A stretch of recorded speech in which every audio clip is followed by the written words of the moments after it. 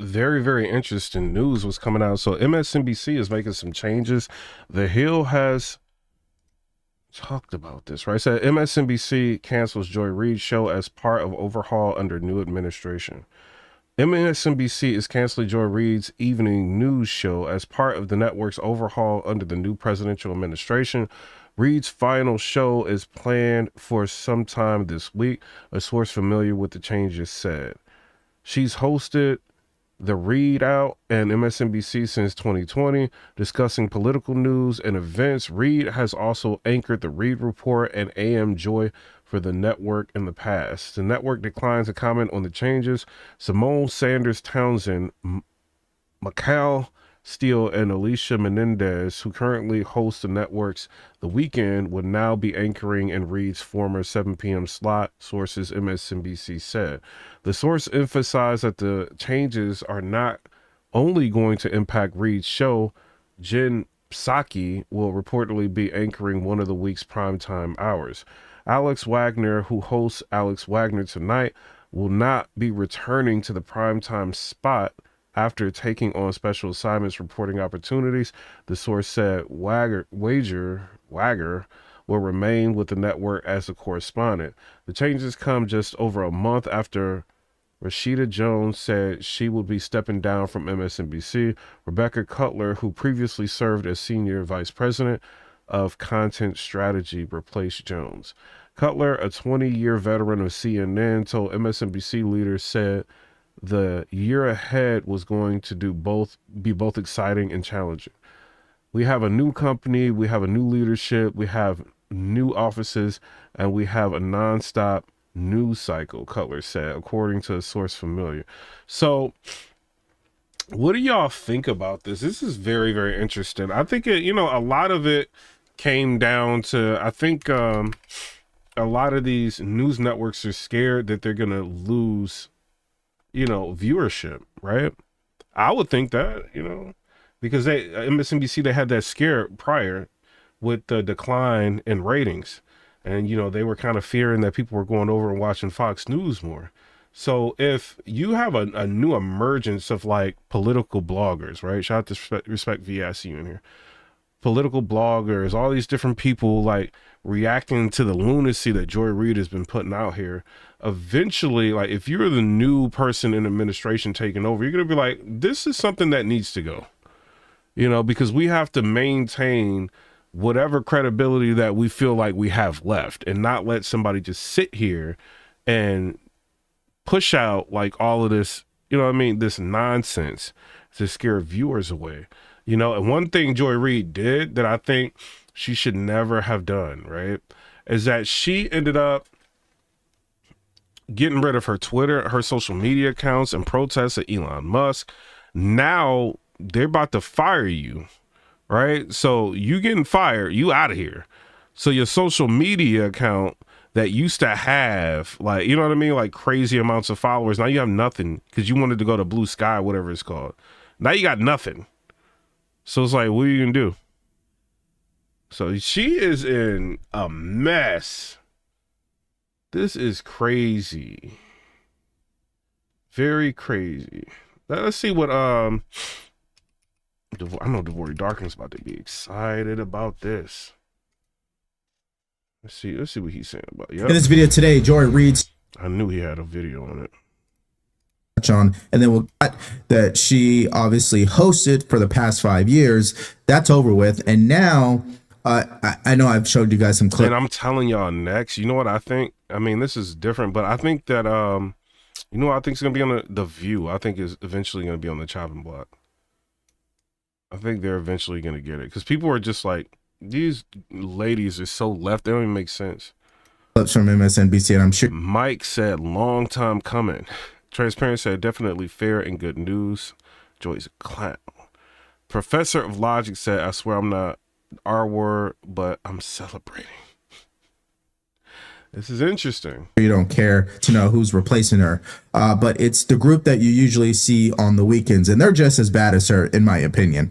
Now, the article goes on to say some key things that I just want to touch on, and then we'll get to everybody's reaction that I was able to gather.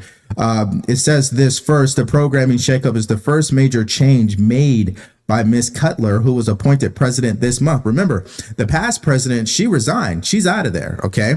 Now, Miss Cutler, her first name Rebecca, has been drawing up a new programming lineup to jumpstart the network's ratings, which have outperformed rival CNN, but lagged behind the longtime ratings leader, Fox News.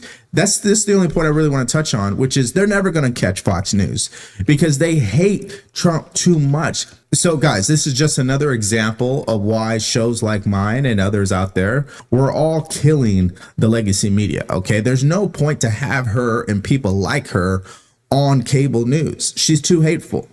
And you have even alternative news sources that are more factual than she is. That is an embarrassment if you're talking about true journalism, and she's supposed to represent an actual media news network. Now, here's what Patrick Bet-David said. The media landscape is changing. It's tougher, plus more competitive. They're now competing with 5 million other podcasts. Some of them can't survive without writers, plus teleprompters. They can no longer hide behind their degree. Citizen journalism scares the hell out of them. I totally agree with him. Now, Charlie Kirk had this response. Joy Reid, aka the Yo, why did he do her like that, bro? race lady at MSNBC, just had a show canceled because it was unwatchable. Good riddance to the most vitriolic, lowbrow, and unhinged race hustler ever allowed on national television. And Sage Steele actually hey, Ruben, you don't rock with me at all. So the negativity is not warranted. You know, my last video I just did, you say people don't want to see this, just did 87,000 views. If I talk about battle rap, I might get 7,000 views, 7 to 10,000 views because of the climate now in battle rap, or 12,000 views. What are you talking about? Y'all hit the like button. We got some haters in here. Hit the like button if you can. Like, what is you saying? You don't think people are interested in Joy Reid, like losing her job at MSNBC? She's been a lot of bloggers, like, biggest topics, like, going in on her. What are you talking about? It's ridiculous. Like, you want me to just keep pushing out like nonsense? You know what I mean? Like, you want me to do that? No, I want to learn about what's going on with the media landscape. And the media landscape is like what Devori Darkins is saying. I'm not just saying that because he's saying it. I've said it before. Like, legacy news is in trouble because you have the emergence of podcasters. You know what I mean? So a lot of podcasters are going to give you, like, some of them are going to be left, some of them are going to be right. Some people are going to give you their unadulterated opinion, and they're going to say whatever it is. You know, people want to hear that versus somebody just going to be completely left. You know what I mean? On everything that she says. Her ideology is insane, Joy Reid. Whatever writers that she has and what she's going off of is insane. It's complete lunacy. This is a clown show. The Joy Reid show is a clown show. So MSNBC putting them on the chopping block, I think people are going to be interested. And, you know, a lot of anchors are going to start paying attention, you know, that they're on notice. This can happen to you. Responded to this by saying, sadly, every word of this is true. But, you know, what you want me to talk about? Battle rap? You want me to spend time, like, talk about battle rap and get like 7,000 views, 6,000 views right now in this climate? No, I'm not going to do that. Hit the like button if y'all can. Maybe, just maybe, the days of making money off race baiting and divisiveness are beginning to come to an end. I totally agree with that. And Megyn Kelly brought up a good point here. Remember when Joy Reid laughingly mocked white women tears as pathetic and offensive to her? Who's crying now, Joey? Good riddance to the absolute worst person on television, and shame on NBC for letting it go on this long. Okay, so Yo, this is insane, bro. Imagine not only losing your job, but having big prominent podcasters and anchors going in on you and excited that you are now in a distressful situation. I'm sure that made you smile this Sunday morning. Now let's move to our next story, which is about the Doge cuts, which is continuing to receive backlash every single day. And so we're going to start with Hakeem Jeffries, because what's interesting is, in his mind, believes that the Democrats are winning, but Jake Tapper on CNN hits him with the numbers. Watch. We are actually winning in court. The Trump administration is losing. We are partnering on at least 79 different lawsuits that have been brought related to about 35 different illegal or unconstitutional executive orders. And the Trump administration continues to lose in court after court after court. And that effort will, of course, be on. House Republicans They've been on the run. They are feeling the pressure of the fact that their policies are deeply unpopular with the American people. And we've seen that play out this past week all across the country. And Democrats are going to continue to make clear that we will stand against the effort to end Medicaid as we know it, stand against the effort to detonate Social Security or Medicare, certainly stand against the effort to undermine veterans' benefits or nutritional assistance to children and families. So it's certainly true that President Trump's poll numbers are not in a great place, although they're higher than they ever were in his first term. But congressional Republicans polling is about 40%. Congressional Democrats. Professor said she deserves everything she got.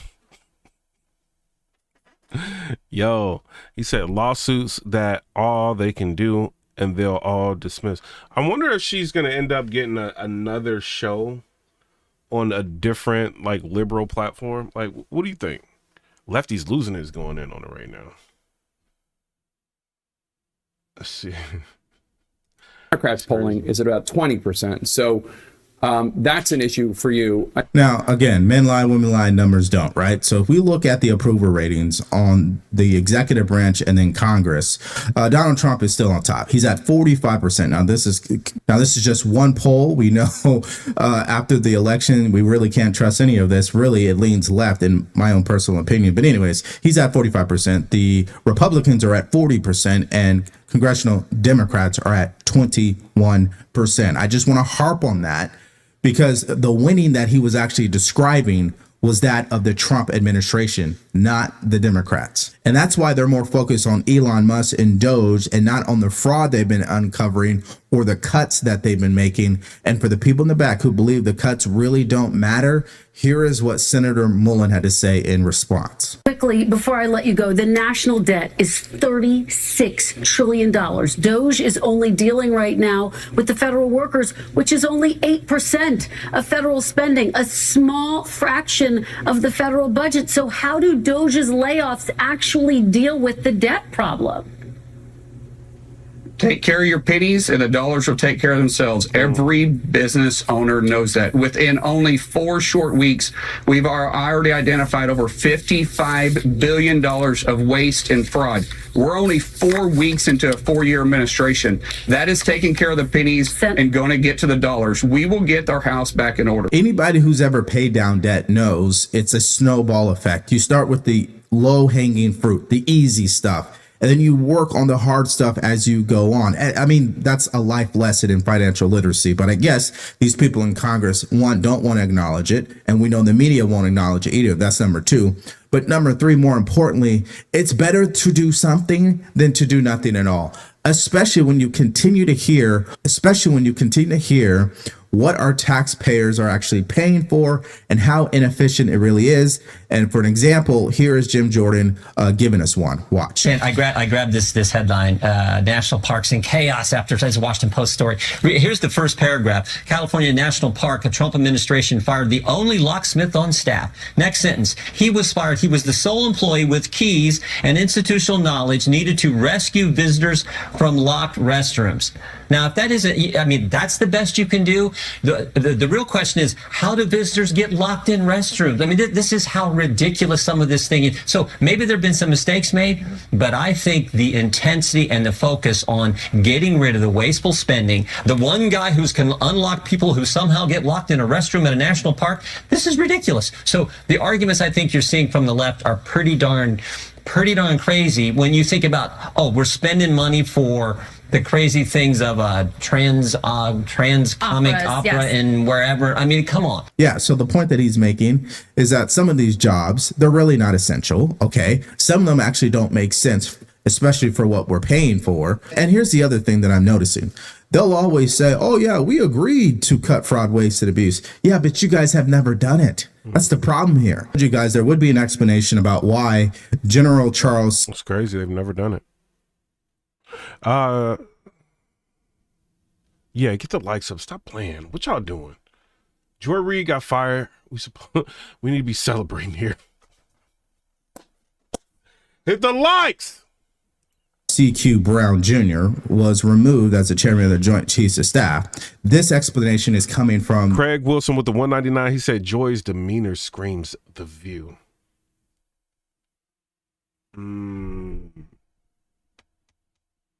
What you think? You think she's gonna go on The View? I think she could. I think I mean, Joy Reid's popular. She could do it, but I wish she would retire. The Secretary of Defense himself, Pete Hegseth, this morning on Fox News. Let's take a look at that. And I have a lot of respect for CQ Brown. I got to know him over the course of a month. He's an honorable man, not the right man for the moment.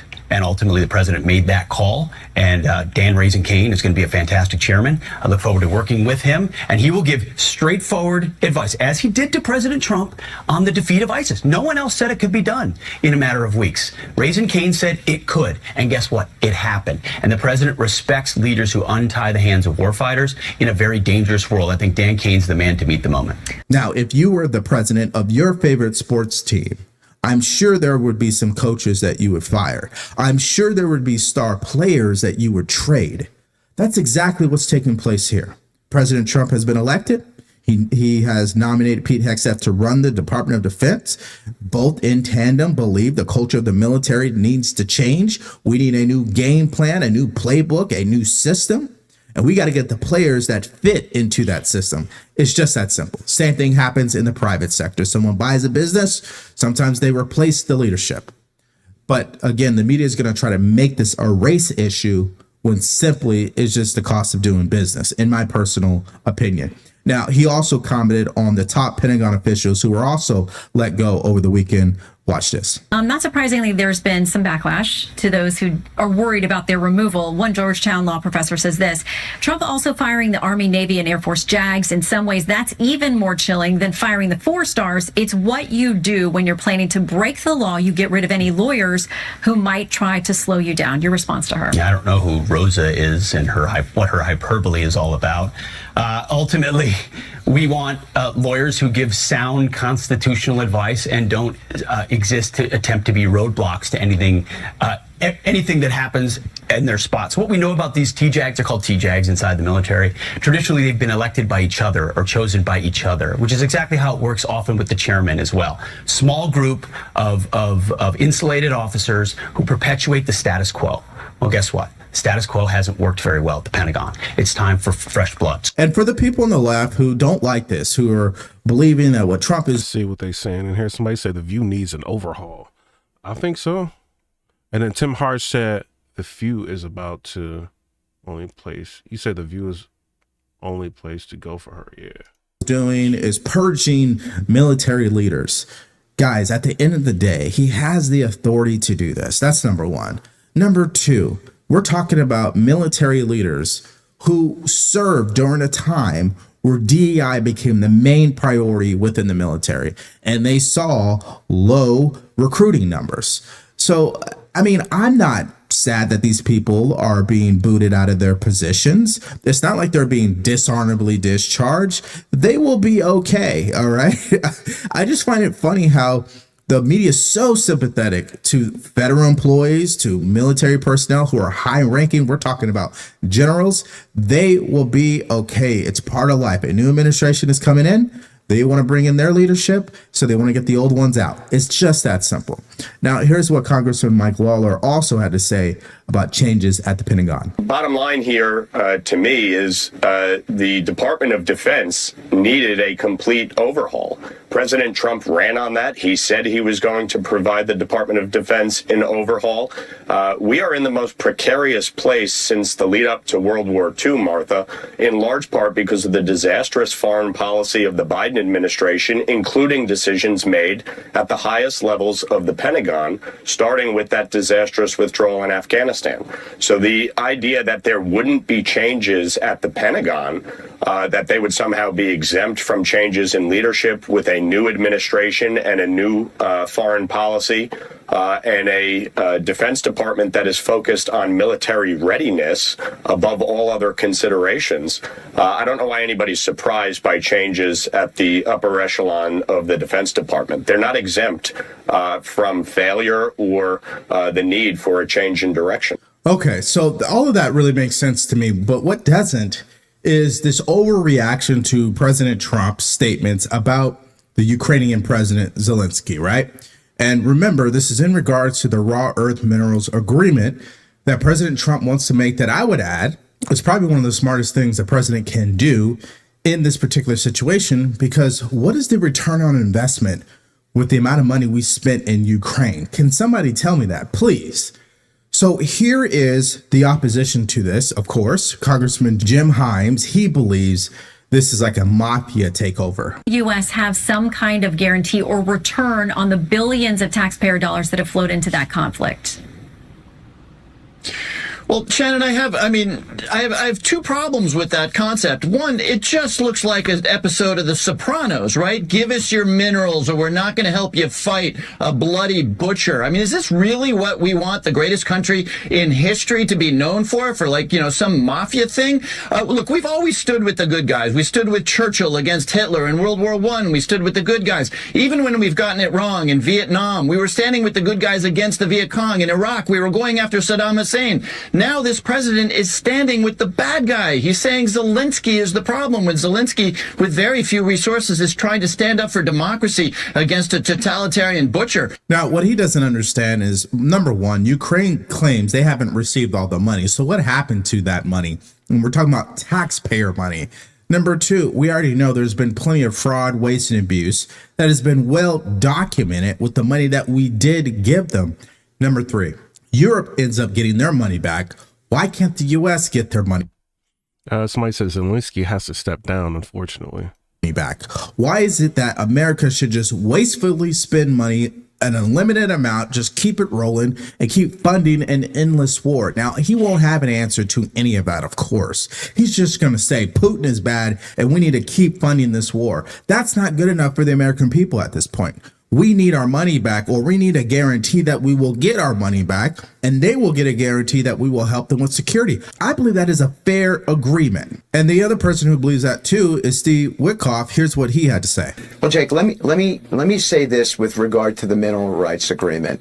The president came into office, and lo and behold, what did he find out? That we are the majority share of the aid to Ukraine, so we're funding it, and we were funding it with no arrangement to pay it back. Alternatively, the Europeans, who were most affected by this war, were funding the minority share, and they had agreements to pay it back. So, as is typical of the president, he's very, very sensible. He said to himself, that makes no sense to me. Why would the American public, taxpayers here, be funding the majority share, not get anything back? The Europeans funding the minority share, they get everything back. So this agreement is much about repayment for all that we have done on behalf of the Ukrainian people. Now, of course, I want to provide at least a receipt to back up what he was saying, because there's a lot of, I would say, misinformation on social media, because what you'll see sometimes is Europe has committed more money. Well, Europe is not a country, okay? If you actually looked at the countries, America has committed the most money to Ukraine. We come in at 128 billion. Germany is number 2 with 27 billion, with 27 additional funds committed via the EU. France is at 8 billion. Additional funds to be committed via EU is. And somebody said creating jobs in all the wrong areas, unfortunately. Shout out to Professor of Logic. 23 billion. The United Kingdom's at 29 billion. And I go on and on and on. The point here is America has committed the most money, and we don't have a plan in place to actually get the money back in some shape or form. Now, it was fascinating just this morning, due to President Trump continuing to call for re-elections in Ukraine, the Ukrainian President Zelensky came out and actually supports that idea. Hear it for yourself. Just got this in. President Trump has called for new elections in Ukraine. A moment ago, President Zelensky was asked if he was willing to leave office in exchange for peace. Here's what he said. З останнього, Yes, I'll start with the latter. If you really need me to leave for the sake of peace, I'm ready to do so. So there he is saying that he'd be willing to resign for the sake of peace. Look, I think that the idea of having never-ending wars is something that the most Americans, vast majority of Americans, are just not comfortable with. However, I'm just cautioned to see too much ground to Russia. I I mean, Russia and China have been strengthening their relationship for about a decade now. That certainly isn't in U.S. interest, particularly as China increases its military spend to modernize its military. We're seeing their actions in South China Sea. We're seeing their actions across Africa. We're seeing them across South America. So that should really worry the administration. I do applaud the president for trying to find a resolution to this. I just think the resolution cannot give an upper hand to Vladimir Putin. Can I just say real quick, Ukraine is winning this war. Ukraine has killed 4 times as many people as they've lost. Russia has lost twice as many people as the U.S. lost in World War II. And to defend, as a defending country, all you have to do is keep defending. People like Adam Kinzinger, and especially the establishment in Washington, they are not reading the room. The American people overwhelmingly reject endless wars. There's no question. They overwhelmingly reject sending money over and over and over again for what in return exactly? Especially when you see the problems we have here in our country. That doesn't mean we can't help other countries, but we got to help ourselves at the same time. And that's all people are really asking for. It's really common sense in my opinion. So listen, it brings me to the question of this video, which I know will put a smile on your face. How happy are you that Joy Reid's show has been canceled? Bruh, I'm elated. Very, very excited. Very excited. We've laid out the stakes in this crucial election. In this video today, Joy Reid. So happy, man. In this video today, President Trump gets his in the summer of be doing. Well, he's attacking Zelensky because he doesn't like him. And he hasn't liked him since the famous perfect phone conversation in the summer of 2019 about basically threatening to withhold U.S. security assistance to Ukraine unless Zelensky and his government cooperated in the hunt for Hillary Clinton's computer server and all the other things in that big bowl of spaghetti that people like Rudy Giuliani were feeding to Trump. On the other hand, Trump believes he and Vladimir Putin are good friends.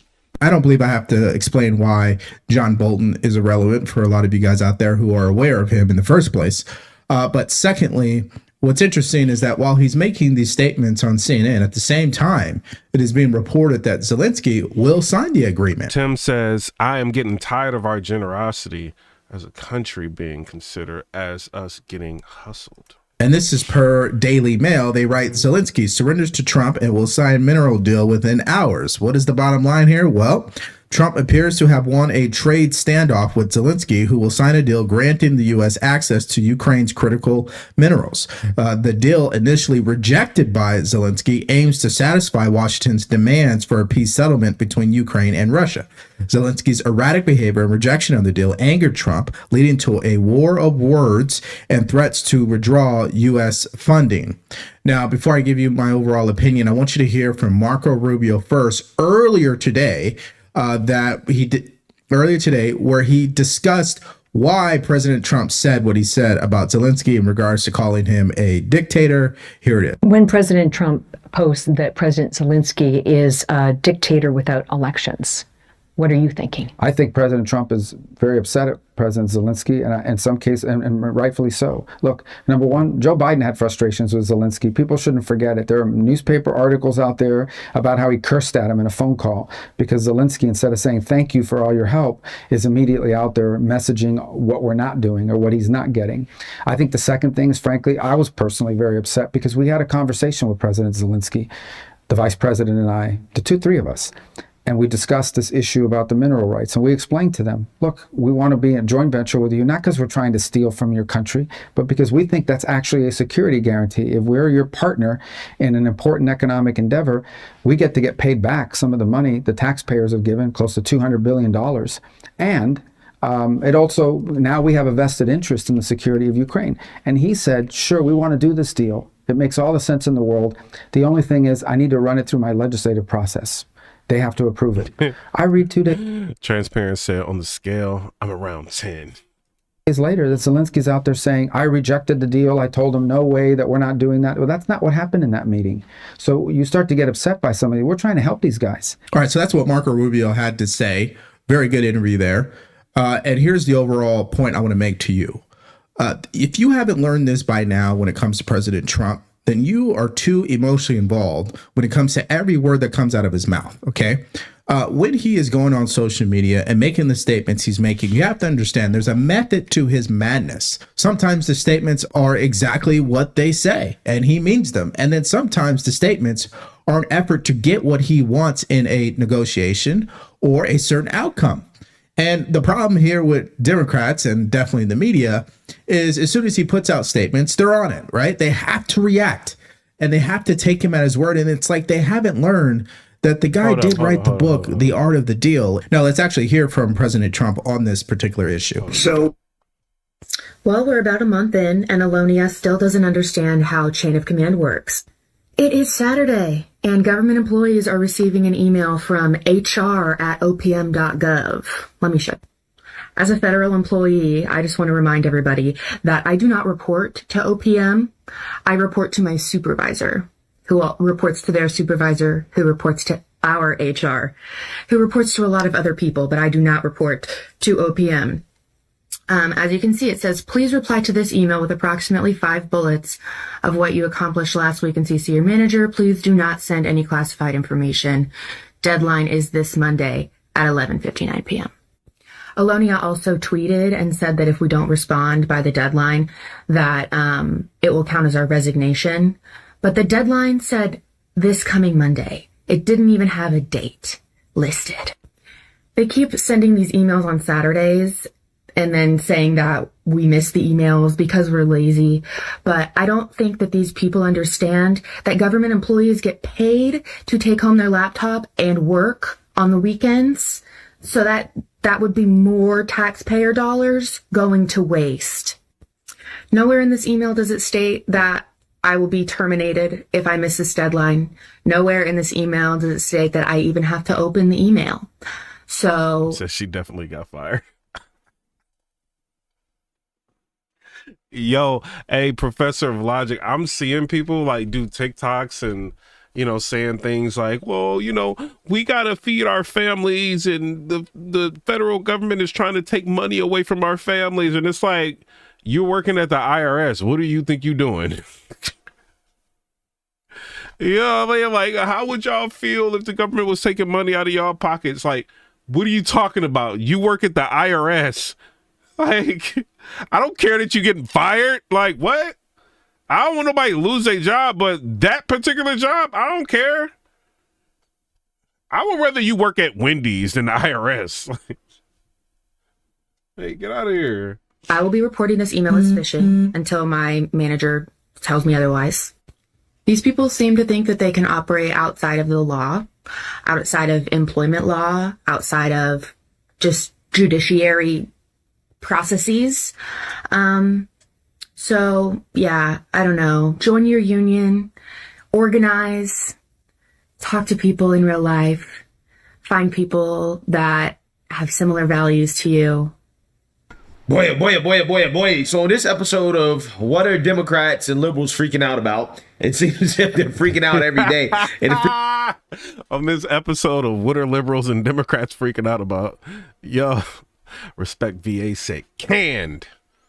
She got let go. Freakouts are getting more and more and more ridiculous. Okay, you would think they would find things to not be freaked out about, but here we are, right? They're freaking out about literally everything. The latest freak out has to do with the mass layoffs that are happening in the federal government, in which Elon Musk, the Doge team, sent out an email to federal employees simply asking them to basically justify what you did, right? Tell us what you did over the past week, right? What did you get done? What did you accomplish? Now, I don't see the issue with this type of email or this type of request, but apparently this request is really a bad thing, right? According to some people, that this is not good to ask employees what they accomplished last week, like to justify our tax dollars being spent for what you're supposed to be doing. This morning, chaos and confusion across the federal government.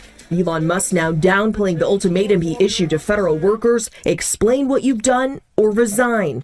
Musk initially posting on X, all federal employees will shortly receive an email requesting to understand what they got done last week. Failure to respond will... Show us what you've done or resign. Show me what you did last week. Like, thug life. Talk to him, Elon. I ain't mad at y'all. Know he'll send that letter quick. Remember with Twitter, when he bought Twitter, he was sending them letters out. Like, you ain't about to just be at home sitting around not doing nothing, bro. Like, that ain't about to go down. You know what I mean? Show me what you doing. Shout out to Elon Musk. He ain't playing. Be taken as a resignation. Those emails already going out. Sources tell ABC they ask employees to list 5 bullet points of what they've accomplished in the last week. The deadline to respond is tomorrow night. Several hours later, Musk posting. And then you're gonna have Democrats here. Sadie be posting me sometimes. I think it was Sadie. Shout out to her. But like, you know, the liberals are going to be like, he's firing people and asking them what they really are doing at work. How terrible is that? Like, who does he think he is? The bar is very low here. An email with some bullet points that make any sense at all is acceptable. Sources tell ABC top officials at the White House were caught off guard, and many federal agencies, from the State Department to NASA, are urging employees to hold off responding. Newly installed FBI Director Kash Patel telling employees to pause on responding to the email. When pressed, a White House official tells ABC it's up to each employee's manager to determine if the answers are satisfactory. And overnight, President Trump praising the latest moves from Musk. Elon is doing a great job. He's doing a great job. Taking a victory. What y'all think? Y'all think Elon is doing a great job? I think he's doing an amazing job. Free lap at the Conservative Political Action Conference, touting his massive accomplishments or basically be fired. Can he do that? Well, no, he can't. Let's look at it a few ways, Martha. First, from a legal perspective, you have a situation where it is a complete overstep for him to be asking people, what did you do in the last week? And then use that as a basis to evaluate whether someone should be retained or fired. You know, as with everybody's employment, things vary from week to week. And I think that if that went to court with an employee who was fired, if Mr. Musk and his minions didn't find what they did in the last week acceptable, there would be very little, if any, legal basis for them to be able to prevail, meaning the government. But secondly, as a former governor, too, from a management perspective, you could see what a clown car this is right now. Yeah, so apparently this is not an appropriate question, right? It's not appropriate to ask a federal employee, what did you get done? What did you accomplish? Okay, what did our tax dollars produce, right? It's not okay to ask that question. Again, I'm telling you, man, we're really finding out firsthand, again, why the private sector is much more efficient than the government. The government accountability just doesn't exist, right? It just doesn't exist. Okay, it's just a blob that gets bigger and bigger and bigger. And this is why the fat must be trimmed, because this is not an abnormal question, right? These are the type of questions that we expect people who, you know, work for our government, who work for us, that work for taxpayers to be able to answer. Like, for example, politicians, right? Or people that are the head of these agencies, right? Lee Zeldin, he was asked this question on Fox News by Maria Bartiromo, right? What did you do, right? What did you accomplish? And this is how our federal employees, this is how people who work for us, right, should answer the question. Welcome back. More fraud and abuse exposed as the Environmental Protection Agency reveals President Biden awarded $2 billion buried in the so-called Inflation Reduction Act to a climate group tied to one of his most loyal supporters and friends, former Georgia gubernatorial candidate Stacey Abrams. The EPA now trying to claw that money back, which is part of a larger $20 billion held at an outside financial institution. The money distributed as part of the $739 billion Inflation Reduction Act that was passed by congressional Democrats and signed into law by President Biden in 2022.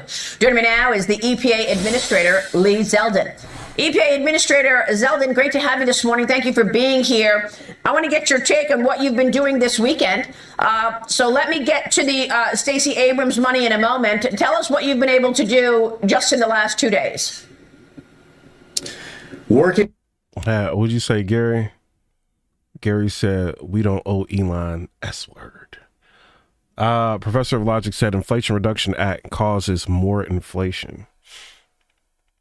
With Doge, we just cut another. Respect VA, a member on the channel. Shout out to him. He said Elon giving pit back hand smacks to the Dems.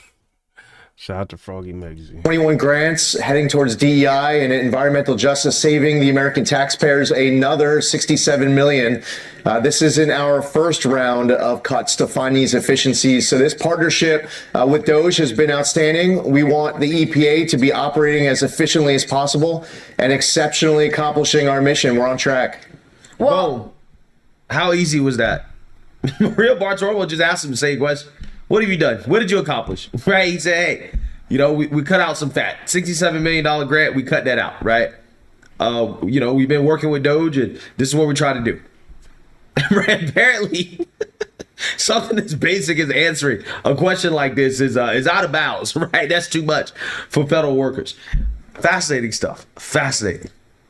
Let's talk about this outrageous finding that you have had in terms of $2 billion stashed away in the Inflation Reduction Act and sent to Stacey Abrams' linked climate group. Tell me about it.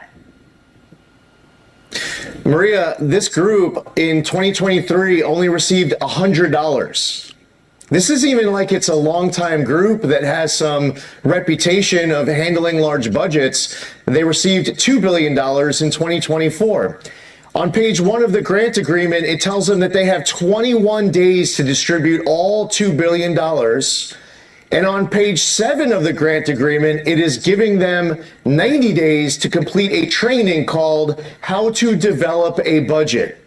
I would say that any entity that needs training on how to develop a budget shouldn't be actually distributing money before they take that training, and they certainly shouldn't be receiving $2 billion to be distributing that rapidly. What we've seen is a lot of self-dealing, a lot of conflicts of interest, and instead of spending tens of billions of dollars wisely and maintaining accountability and having oversight, instead they were rushing to just, as they said in a December video that was leaked by a Biden EPA political appointee, they were throwing gold bars off the Titanic. We found the gold bars and we want them back. Unbelievable. The money. I mean, totally believe throwing gold bars off the Titanic. Man. Totally believable, because this is standard Ponzi scheme behavior here from Democrats, right? This is what they all do, progressives do, okay? What they do is that they get rich via these nonprofits, okay, these entities that end up getting these government funds, this money, right, from their friends, the Democrats who are in power, right, to get the little kickbacks in the form of campaign donations, okay, and that's all done with taxpayer dollars. Your taxpayer dollars are being used, okay, that's what they do. They enrich themselves and their friends, right, and that's what you have happening right now with Joe Biden and Stacey Abrams. Stacey Abrams is linked to one of these climate nonprofits that receive billions of dollars from the Biden administration, in which, you know, she's a part of, you know, the nonprofit. Now, these nonprofits don't have any real history of having large revenues, right? And then you talk about giving them $1 billion at one time. Why were they selected? Because they were linked to Stacey Abrams, right? This is how Democrats funnel money to their friends. And then people wonder, how in the world do these politicians continue to get richer and richer and richer, right? Exactly. King Gemini in the comment section, he said, how can anybody be a Democrat after this? I don't know. Like they be, you know what I think? I think a lot of people don't. Shout out to Grego Solo. He is a member on the channel too. I think people just don't have time to really pay attention to break down everything that's going on, because they want to watch football, they want to watch basketball, they want to play video games, they are probably working overtime, maybe working 2 jobs, sometimes even 2 or 3 jobs, right? And then they trying to manage working and spending time with family, doing daily chores, going to paying all these bills. So they probably don't, their leisure time, right? They don't want to be spending dealing with watching the news. So they probably just don't know what's going on. That's the only thing I can think of to why somebody could in their mind think voting like this makes sense. They probably just don't know. You know what I mean? They keep getting richer. In Stacey Abrams' case, I don't know what she does for a living, right? I have no clue. Okay, but again, the woman is pretty well off, right? She's very well off. is being held at what? Citigroup? Why can't you get your hands on that money and claw it back? This is something that the Justice Department's been working with Citibank on. There's a financial agent agreement with Treasury, an account control agreement with EPA and the primary recipients in the bank. But this is something that the Justice Department has been asking a lot of questions of us. I appreciate their diligence on behalf of the American taxpayer and working with our agency to ensure that we can reestablish that accountability and oversight over these funds. I had a great conversation last night with the president on the topic, again, with Russ Vought, our new head of the Office of Management and Budget. Multiple agencies working to ensure that this funding is not wasted. We're going to go through a process. Unfortunately, Citibank is cooperating with the Justice Department. So was there criminality here? That's a question for the Justice Department to answer. I would say that it's a clear-cut case of waste and abuse. The entire scheme, in my opinion, is criminal. I'll give you one other example. There are only 8 primary recipients that received all $20 billion. I told you we're just discussing the Stacey Abrams link one that got $2 billion. The director of the Greenhouse Gas Reduction Fund gave $5 billion to his former employer. So he leaves.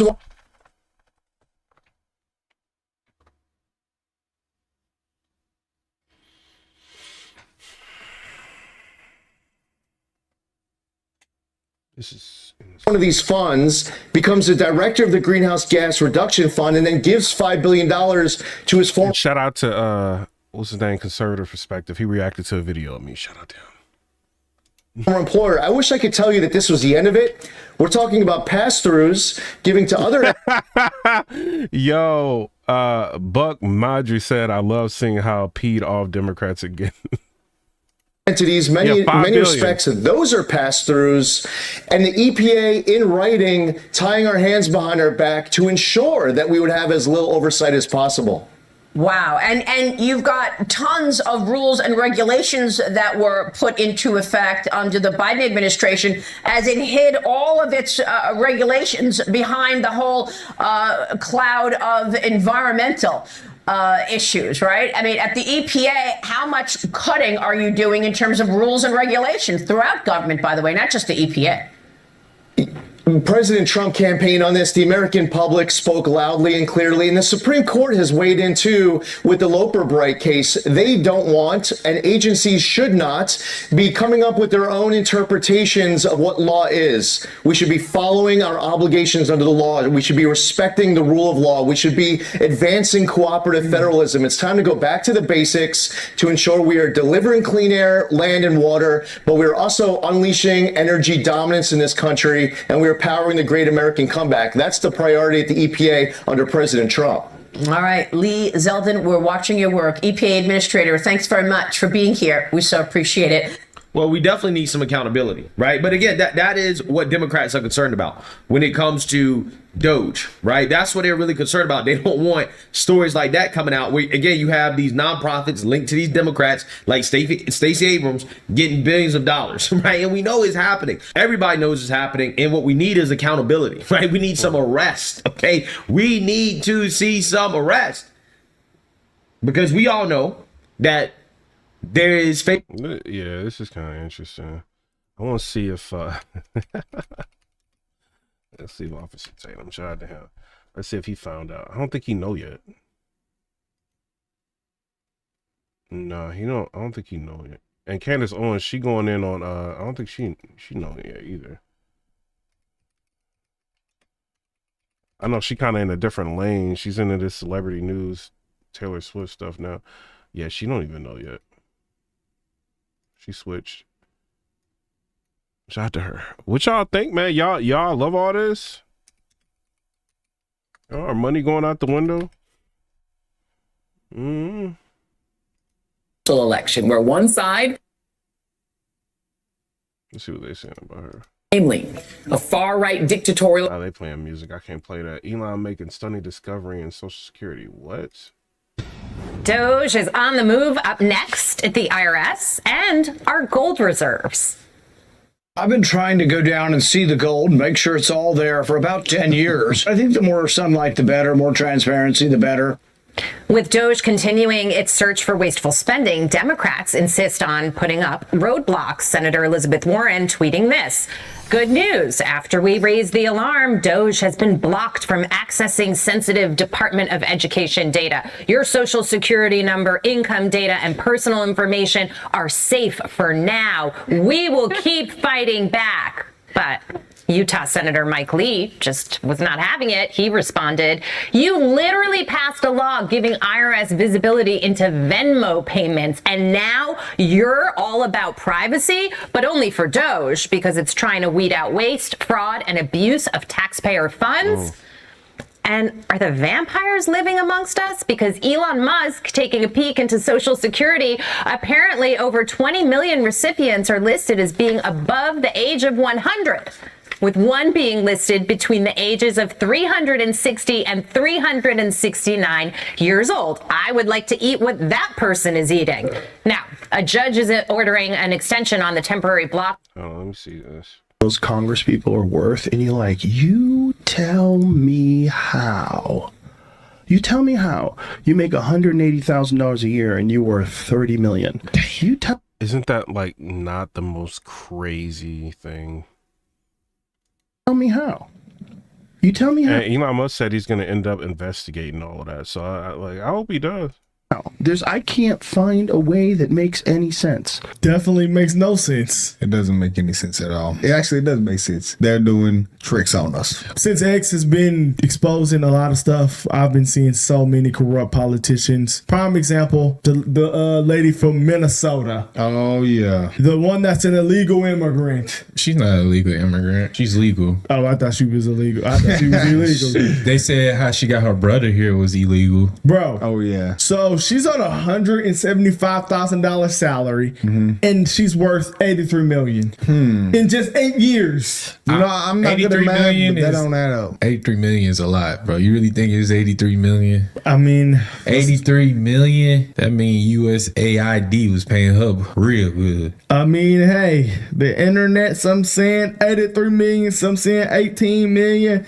Yo, we in the wrong business, y'all. The business plan needs to be to get with the government, get a contract, and like just that's what it is, man. She a million now. Yeah, it's not making sense. And she got her tweet right here. When did she come to America? Her salary is $174,000. Yeah, so they know something. $174,000 for what? That we don't, guys. I mean, do they know something that we don't, or they're doing fraud? Everybody know about little Nancy. With 50 of the richest members combined, they're worth $4.8 billion. And their salary's now past like $250,000, bro. Yeah, something's going on, y'all. Something has to be going on. Somebody knows something. It's some inside trading. Somebody knows something. Bro, we seen, bro. Doge is exposing everything. Professor said, I'm brown. What the heck? USAID. Why didn't I get my money?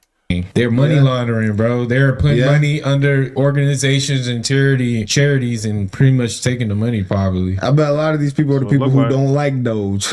Ironic. To shut down. Senator Warren, why are you so afraid of transparency? Why are you bothered by the fact that Elon Musk is attempting to expose all of this fraudulent spending? What is that about? What is the problem here? What is the problem with transparency? Do not touch me. Do not touch me. Unhand me. I just want to answer a question. How did you get a $12 million net worth on a $200,000 salary?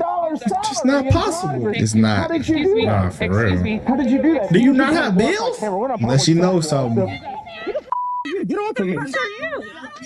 That's for security? Do these people not have bills? Like, I know plenty of people with $100,000 salary, maybe even sometimes $300,000. It's no way that you're going to be a millionaire off that, bro. And they're mad that he is calling them out. I mean, it's possible, but the fact that more than... And Elizabeth Warren thinks Elon Musk is the problem. I think 20, 30, maybe. And she keeps going in and like, oh, these rich elites and these oligarchs and all of this. And it's like, okay, well, everything like is pointing towards you trying to be a rich elite person. Like, how do you have $12 million if you making a $200,000 salary? Pocahontas, like how? Over 50 of them have $1 million salaries. Yeah, nah. There's definitely something going on. You got to be a fool to sit here and say nothing is going on. Right Right. Well, we do find it sort of rather odd that there are quite a few people in the bureaucracy who have ostensibly a salary of a few $100,000, but somehow manage to accrue tens of millions of dollars in net worth while they are in that position, which is, what happened at USAID. We're just curious as to where it came from. Maybe they're very good at investing, in which case we should take their investment advice, perhaps. But they seem to be mysteriously, they get wealthy. We don't know why. Where do they come from? And I think the reality is that they're getting wealthy at the taxpayer expense. That's the honest truth of it. So, we're looking at, we're just right. Well, yeah. So, like he said, it's one of the two. Either it could be fraud both, or maybe it's a little bit of both. I think it's both. It's definitely both. Yeah. It's a little bit of both. They probably, getting they're just great investors. Yeah. They're just the best there ever were. Like said, Michael Jordan. They said Nancy never lost a trade. Oh, Miss Nancy. They said I have been hearing conspiracy theories that Nancy never lost a trade at all. And she's the richest one. Wow. She's the richest one. Wow. All right, y'all. So we need to learn a little bit more about how this is happening and what is going on. So we got a guy named Ross Givens, and he is an absolute genius in this field. Yeah, he's a cool guy, down to earth. He's from South Alabama. He's a conservative guy, good guy, just like us. So he's gonna come in and tell us a little bit about this. All right, so Ross, what's going on, man? How do these politicians make so much money? It doesn't make any sense to me. Well, the cheating. Yeah, pretty straightforward. I mean, no, thanks for having me on, guys. But yeah, look, we've been doing this research for 7 or 8 years now. And when it comes to the stock market, it's not Warren Buffett and Wall Street that make all the money. It's politicians in DC. And when you look at their stock returns and what they've done, as Elon pointed out, some of them are almost unbelievable. I mean, 150, 140, 130% returns for the year. They're basically trading inside information, plain and simple. That's insane. So is every politician is doing this right now? A lot of them, yeah. It's much more common than people think. So we... Thank God people are actually researching this stuff instead of just looking at entertainment all day. And then Buff Bagel 199, he said, "You are the man, bro. Keep the live stream." Shout out to you. Appreciate you. As I said, we've been doing this for like 7 or 8 years now. I'll give you an example. I'll give you some background. We started back in 2017 tracking this. So literally just tracking the trades of like politicians and insiders, buying the stock when they buy, and then selling when it goes way up. We've beat the market every single year for 6-7 years. We're up over 1,900% just following their trades. And, this got some press. I've known about it for a while. Some people have, but with Trump and everyone kind of calling out folks like Pelosi the last couple of years on the campaign trail, especially for Trump, it's really come to the forefront. The New York Times did an article showing that I think between 2019 and 2021, there was like more than half of senators and representatives were trading stocks in companies where their committee gave them inside information. So like, let's say they're on a congressional board trying to decide on prescription drug pricing. Meanwhile, they're trading Johnson & Johnson stock, or they're trading, Pfizer stock. Like Pelosi bought like millions in Nvidia stock just weeks before the government gave $52 billion in subsidies to Nvidia, their semiconductor stocks, the CHIPS Act. Like her $1 million bet turned into $4 million. Right. And she's doing this routinely. I mean, millions and millions and millions of dollars. So it's basically an open secret on Capitol Hill. And we've seen, several attempts to like ban congressional trading. Shocker. None of them ever go through because they're the ones that have to ban it. They're writing the laws, so it's just not, it's like asking, car thieves to outlaw. It's just not going to happen. So yeah, that's what you're saying. Okay, so how do you know so much about this stuff? Like, how did you learn all this? Well, pretty deep dive. I mean, I've been in finance for 20 years or so. I was a vice president at J.P. Morgan Chase. I've been kind of in the business for 20 years or so. But a couple years back, we started doing these training events. And in fact, we have one coming up.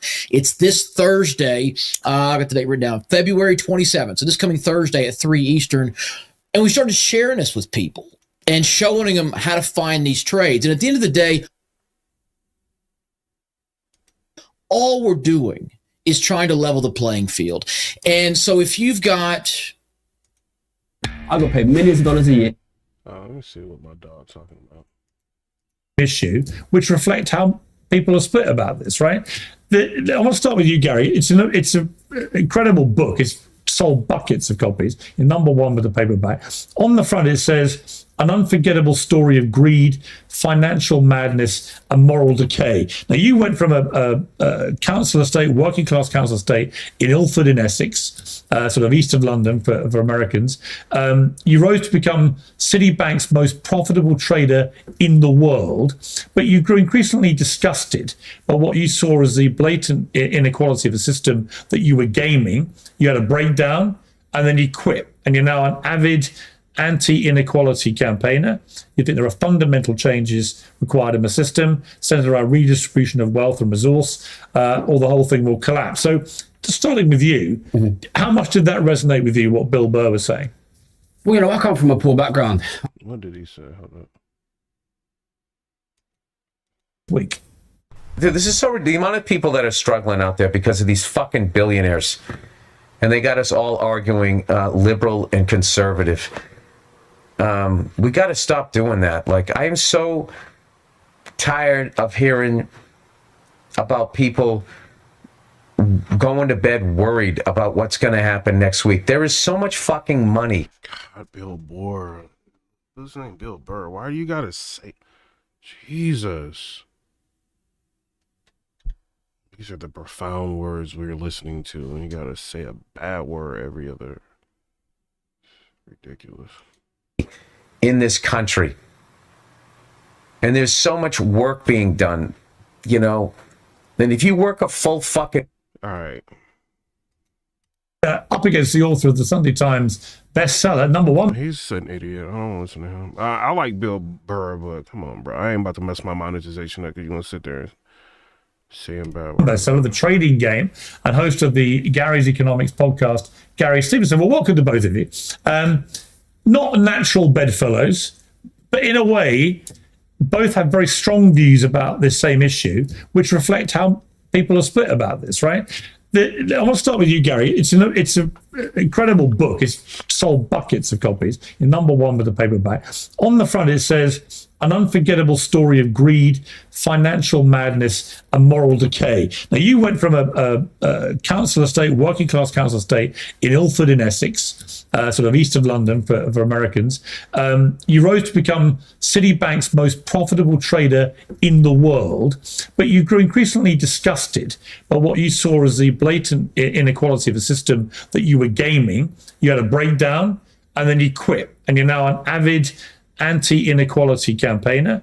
You think there are fundamental changes required in the system, centered around redistribution of wealth and resource, or the whole thing will collapse. So, starting with you, how much did that resonate with you, what Bill Burr was saying? Well, you know, I come from a poor background. I come from a poor background in East London. My friends and my family still live in that background. So, you know, these stories of mum skipping meals so the kids can eat, people not being able to put the heating on in the winter, that's common. That's really, really, and I think it's important that we say that in spaces like these spaces. And I've been to these fancy universities, I've worked in the banks. A lot of wealthy people don't see that's happening. You know, in this country, I'm talking to you right now, half the country struggles to simultaneously feed the kids and turn the heating on. That's the truth. And I know it's getting that way in America as well. So of course it resonates with me, you know. Of course it resonates with me. The poverty is out of control. I mean, Dave, the argument will be, well, I'll let you espouse the argument you want to espouse, but one of the big arguments, of course, is that what billionaires like Elon Musk have done, for example, is they build tremendous businesses which generate tremendous amount of jobs for people to then earn good money and do exactly what a lot of people here can't afford to do. So therefore, they can be a force for good, albeit obviously you're going to get bad apples. How do you see it? Sure. Well, first, let me jump to the part that I agree with, which is that, of course, there is inequality. And would we all like to see poor people have more? And is it possible that some people have, quote unquote, too much? It's hard to agree what that might be, but I'm sympathetic to that argument for sure. And that's in my country, and that's across the pond right here. That's number one.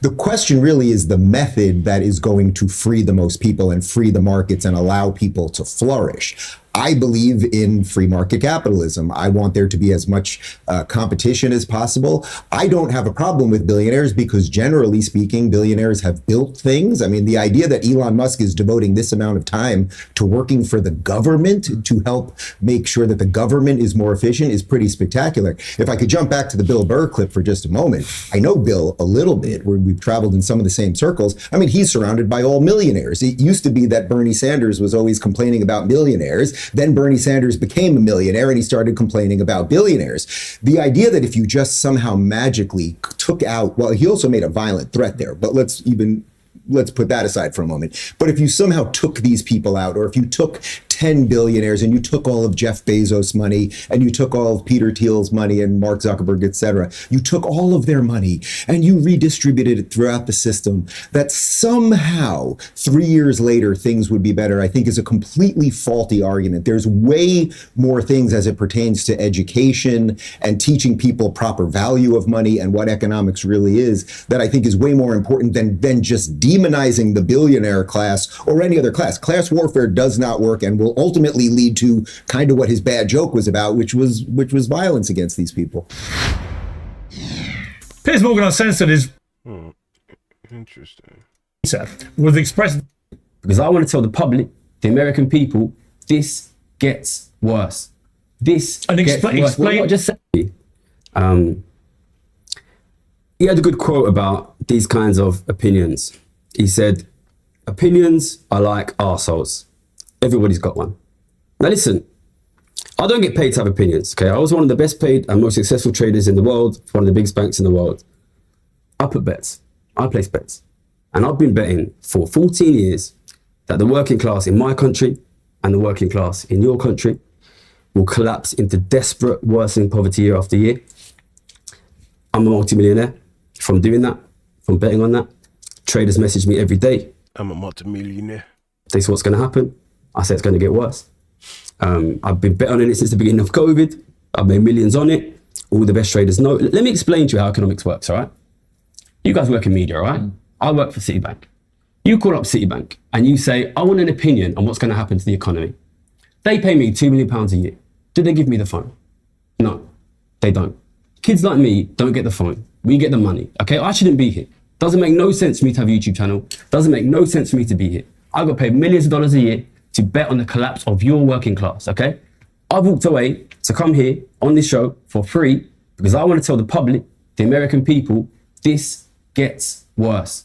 This gets worse. Well, I'm not just saying it, I'm betting on it. What is he talking about? This gets worse. No, I understand. Yeah. So explain what you mean. So when you say you've been betting on it, okay, right. So I started explain to people who don't know the system. I started working in 2008, which, as you'll know, is the Lehman crisis, right? The collapse of the economy. My job too big to fail. My job was betting on interest rates. As you'll know, in 2008, all the interest rates went to zero. Then my job is when will the interest rates come back up, which is kind of a proxy for when will the economy recover. I'll give you a history lesson on it, right? In 2008, everybody said 2009. In 2009, they said 2010. In 2010, they said 2011. Every single year up until 2020, they said rates will recover next year, until 2020, when they finally said rates will stay zero forever. We're bad at this. We're bad at this, okay?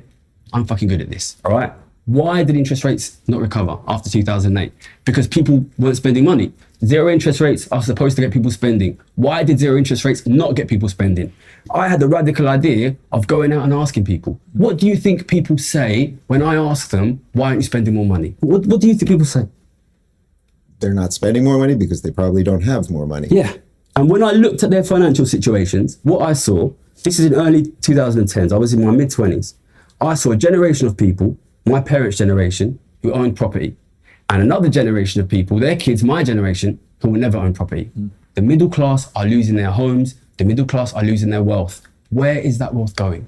Where is that wealth? And your argument is it's going just to the super rich.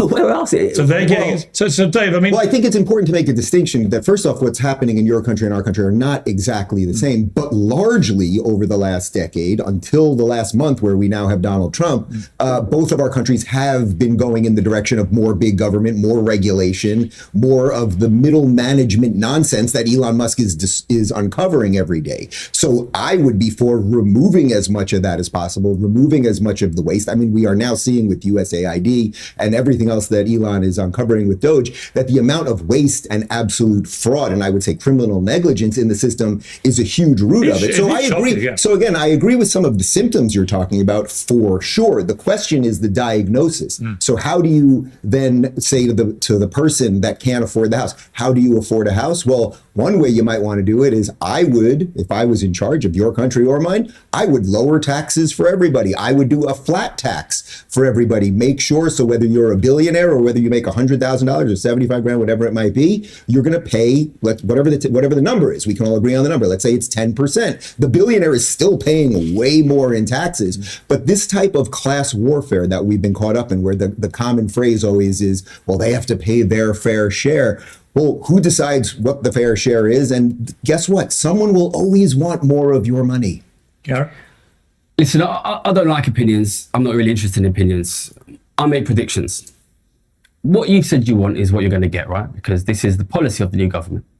Do you think living standards for your average working class American are going to improve? Yes, absolutely. All right, that's good. Put this on YouTube.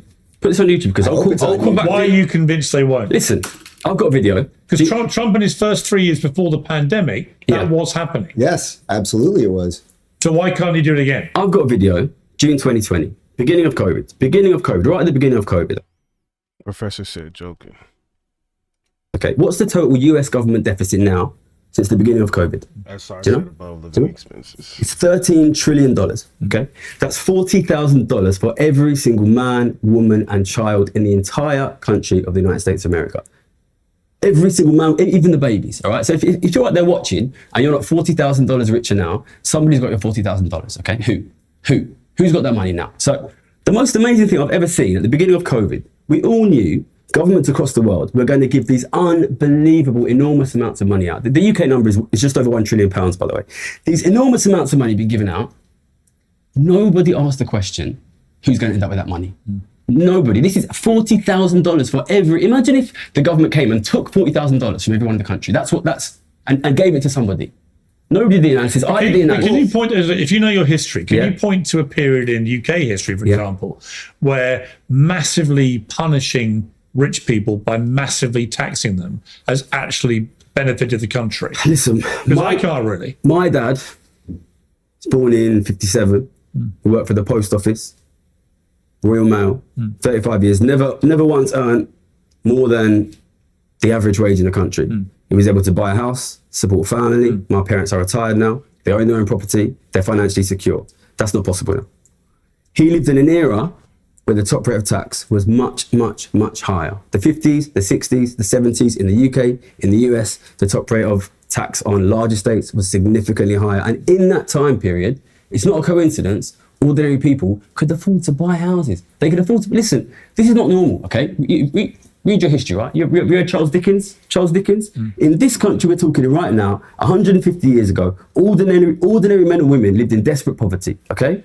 That's going to happen again. That is what it's not normal. But making the argument that 40 or 50 years ago the tax rates were higher and somehow that made things better. First off, times change. The giant middle bureaucratic state that Donald Trump is constantly fighting was not nearly as big 50 years ago. So again, I'm talking about this from an American perspective. As we're uncovering this waste, the idea that, only if we took 10% more or 20% more from this person or that person, I don't think makes sense. As it pertains to COVID, I would say, yes, COVID was a giant wealth transfer from the poor to the rich. I was against lockdowns. I was against putting people out of work. I was against virtually all of the regulations after 2 weeks to slow the spread. So again, that's got giant government programs creating the conditions that create all of the economic and social and cultural problems that we have. So the solution to that, I think, is exactly what we have seen for the last month, which is let's deregulate, let's figure out where the fraud is, let's give people more of a chance We can deregulate the banks so that they're willing to loan again, so that people can buy houses again. Let's stop printing money so interest rates go down and inflation goes. Let's see what they're saying. When the last three is cut down, the last fish eaten by the someone else. He said, why can't this be a both in the thing? Let's tax billionaires and deal with government inefficiencies. The silence after America 1955. Take note, people. Down so that people can actually get loans, so that America loans right now are something like 6-7%. It's very hard to buy a house at that rate. When I bought my house, only a couple of years ago, it was around 2.9%. Well, then it's valuable because, okay, you're going to pay a little penalty and hopefully your house goes up over time. So just removing the government and the regulations and the waste, that to me is the answer, not just I need that guy's money and I really would like it. Could I ask a question? You've accepted there that during COVID, there was a massive transfer of wealth from the poor to the rich, and all the statistics support that.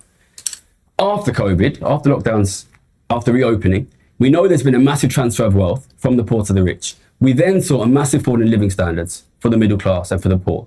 Do you think those two things are connected?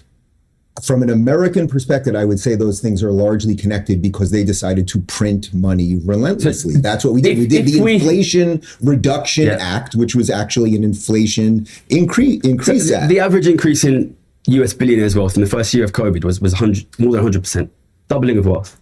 What's the US GDP rate of growth?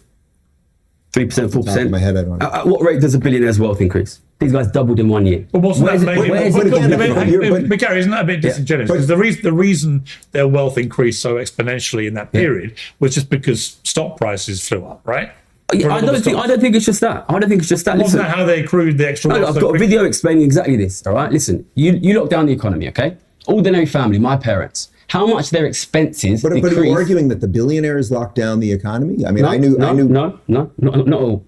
I'm just trying to explain what happened, all right? You lock down the economy, okay? My parents, how much is their expenditure for?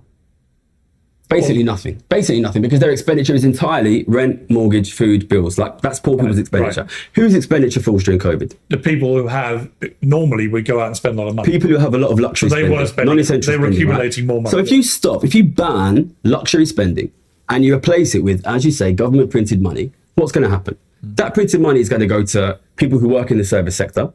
They're going to use it to pay their bills. It's going to go to the rich people who own the corporations, who own the houses, who own the debt, and they can't spend it. What you have is basically a massive cash injection from the government through the poor to the rich. Listen, we saw the biggest and fastest ever transfer of wealth and increase in inequality in the history of our nations. And it was immediately followed by an inflationary crisis and a collapsing cost of living. This is the clearest proof you will ever need. You don't need me, somebody who's made millions of pounds betting on this. The clearest proof you will ever need of the absolutely bloody obvious fact that if you massively increase inequality, you will decrease living standards for working people. Well, it seems to me that the part we're agreeing on is that we all seem to agree that giant government spending and giant government control over the economy and over our lives ultimately is bad. I don't blame. Yeah, I don't really see the correlation between that reality, which we can all agree to, and the fact that it's the billionaires' fault for getting richer. Exactly. When actually a lot of that wealth was just accrued from. Listen, I'm not Mahatma Gandhi. I'm not Mother Teresa. I'm not a moral philosopher. I'm one of the best economists in the fucking world at this, okay? I'm here to tell you what's happening. Oh, God. If you massively increase inequality, these guys, they don't just sit on... Yo, is it me, like... Hold on. Oh, there's a lot of people in here. Hey, is it me, like... And when I get older, bro, like, all that bad word stuff is ridiculous, right? And he's not even showing Pierce Morgan respect. You're not even thinking about his monetization or anything. He's just sitting there spewing this crap. On that $10 trillion. They don't just sit on it. They use that to buy assets. They buy the assets that ordinary American working families need. The reason why American families, their kids can't afford homes is because they're now competing with a billionaire class that is $10 trillion richer. $10 trillion, that's $40,000 for every American man, woman, and child. Well, I would say that even if we were to take that premise as true, so I'll go with you on the premise, the fault would not lie within the billionaire doing something that is right. So if we're in agreement on that, I think that's positive. But where does the poverty lie? So then the issue really is, what would you want a competent government to do? And I think what you would want a competent government to do is make sure that there is as little waste as possible, that we're not spending money on trans comic books in Peru, which is literally what we're finding out right now. And we're going to perhaps audit the Fed and find out where the trillions of dollars to Ukraine went and everything else. And if we have a proper accounting, the same way you run your household and anyone would run their business, then we could probably address some of these issues. But I'm glad to hear that we're not really blaming the billionaires who are just playing the game as the game is set up. Yeah, what you want to change is the system. Yeah, look, I'm not here to blame nobody. Listen, I'm a rich person. You're a rich person. I just met you today, but you've got a very nice suit. I'm I doing see all you right. doing all It is a right. new suit. Listen, I'll tell you what a competent government would do. A competent government would stop this massive, massive increase of inequality from accelerating out of all control. How would you do it? So do you agree with Donald Trump's policies on that? Because by lowering taxes, by lowering regulation, by getting rid of inefficiency, I mean, I'm with you. How rich is Elon Musk? How rich is Elon Musk? He's worth trillions. I don't know. Okay, let's say he's worth $300 billion. Okay, what is his passive income going to be on $300 billion?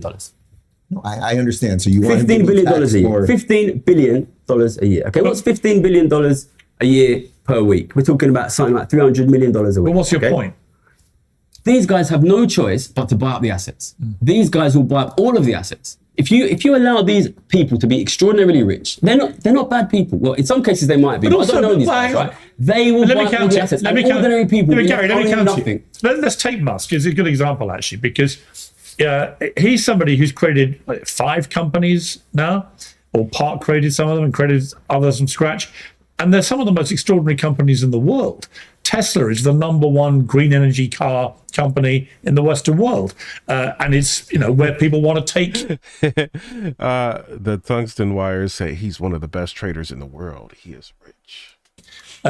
Cars, because it doesn't gas guzzle the way that the conventional petrol cars do. You've got Neuralink, which is trying to help paraplegic people be able to communicate. You've got Starlink, which is part of his SpaceX thing, which is an extraordinary development. It's been used in war zones and disaster zones to save lives. You've got his taking over of X, which may not seem as important, but actually restoring genuine balance of free speech to let conservatives have a voice, I think has been really important to democratic discourse in America in particular. And he's got other things that he's done. And you put it all together and you think, what's this guy done? He's created these extraordinary things. He's now planning humanoid robots to take away a lot of the drudgery of our lives. He wants to colonize Mars because he thinks that one day we're going to need another planet. He's probably right about that. He's got a massive brain. He's got all this cash. And rather than sit there and kind of do what you think he's doing, which is just, all right, I need to spend billions on making myself even richer, he's gone to work for the government for free as an unelected guy just trying to stop the ridiculous overspend of the government. And in the process, he's employing several 100,000 people in America. And he's a South African immigrant to America, right? It's hard to think of a more positive story. And yet, by your criteria, you would say, well, sorry, but I'm not going to put words in your mouth, and I don't want to miscategorize you, but to sort of portray him as one of the bad guys, I think is probably very unfair. I ain't here to call, I ain't never met Elon Musk. Yeah. I ain't never met the guy. He could be a nice guy. Have you met him? I met him once last year. Well, look, if he wants to copy my book, I'll sign one for him. We can send it over, right? Look, listen, I'm not here to attack Elon Musk. No, but you know my point. I'm here to He protect. can afford a copy. I'm here to protect my people's ability to feed and house their children, and they're losing that. Right. They're losing that. And listen, but why is that Elon Musk's fault? Because he's employing hundreds of thousands of people. This is because wealth inequality is rapidly increasing, and wealth is being sucked out. I hear you, but why? But what can he do about it? I don't expect Elon Musk to do anything. I'm not here to talk to Elon Musk. I'm here to talk to the American public and to tell them I get paid millions of pounds a year. All right, bro. We know you get paid millions of pounds a year, bro. You're the best trader in the world. I don't think he understands we know that. Tungsten wire. I don't think he know that. Like, he gets paid a lot of money. To watch your class. So what's the answer? Give me your answer. If you're not, let me make you the treasurer. With any of the things that Donald Trump's doing as per the economy or anything that we've seen in the last month, I don't think that they're going to work. I don't think because I am somebody who has made millions of pounds betting. All right, bruh. Susan, interesting person. I don't listen now. Ernest Owens, the founder of Hollywood Unlocked, Jason Lee, and the host of Fearless on Outkick, Tommy Lehman. Shout out to Hollywood Unlocked. They ended up posting your boy. Subscribe to the channel if y'all can. Stop playing with me. Well, welcome to all of you. All right, let's start with you, Tommy. Haven't seen you for a while on Sense. Welcome back. Love having you. Okay, so 300 more subscribers. We trying to get like to 120,000 subscribers. Subscribe to the channel, man. As it turns out, is a black woman. Your thoughts? Well, listen, Piers, you know that I don't like to feign outrage just for the purpose of feigning outrage. So I'll tell you, I have a unique take on this, and I think you're going to be surprised. So I first of all want to point out the hypocrisy, because if this were the other way around and it would be, you know, a white man playing a role that should have gone to maybe a black woman, there would be outrage and hysteria from the left, and maybe understandably so. I don't know. But it would be claims of cultural appropriation. We'd never hear the end of it. I don't want to do that, though, because I got to tell you, Piers, when they put on these musicals, these productions, they're probably going to have people from the LGBT community in them. I understand that that's part of the culture of not only Hollywood, but also theater. I think it's a little ridiculous. I obviously think maybe it was also meant to poke the eye of Christians and people that, I don't know, might be followers of Jesus Christ. Maybe that was part of the point, but I'm not going to get outraged just for the case of being outraged. I think that Hollywood and culture and entertainment has lost step with the average person, certainly the average American, long ago. So let them have their freak shows. I'm not going to get too upset about it. Wow. Okay. A devastatingly surprising twist to events from a very moderate and reasonable Tommy Lehman about this. I thought you'd be blowing your stack. So, Ernest, my question for you is, so I want to play Nelson Mandela, okay, in a new musical version of his life. Are you good with that? I mean, personally, I'm not. But You're not? I think that the You're not reality good with is that I'm not. Personally, no. I don't Why? think you're Why? that Well, good hang of on. an Okay, actor. so that's interesting. So why can't I play Nelson Mandela? I mean, I think that he's a historical figure that people are familiar with. I mean, there are various Sure. variations of Jesus. But I'm an actor. We have been seeing in hang America on. I'm an various actor. white I'm an actor. I've been in 10 movies. They've grossed $2.6 billion. The movies I've been in. I'm literally one of the biggest box office stars in terms of cameos in the history of movies. So I would like to play Nelson Mandela. Is your objection, be honest, my skin color? That he's a black icon, quite rightly. Is it the fact that I'm a white guy? Is that why I can't play him? I mean, are you trying to make the correlation between Cynthia Erivo? I mean, you can argue that Cynthia Erivo playing Jesus is a gender thing. Hang on. I'm going to come to that. So which one is it? I'm coming to Which one is Cynthia. it? I'm just asking you, on principle, is your objection to me playing Mandela the fact that I'm white? Be honest. If it's a historical biopic, yes, because you're not. Okay. So therefore, Second question. Historical biopic. Second question. If it was a woman that wanted to play Mandela, how would you feel? Historical figure-wise, if it was a biopic, it would be historically inaccurate. So no. Okay, great. So you've established that you don't like people playing roles where they don't have the right skin color or gender, if we know who that role is.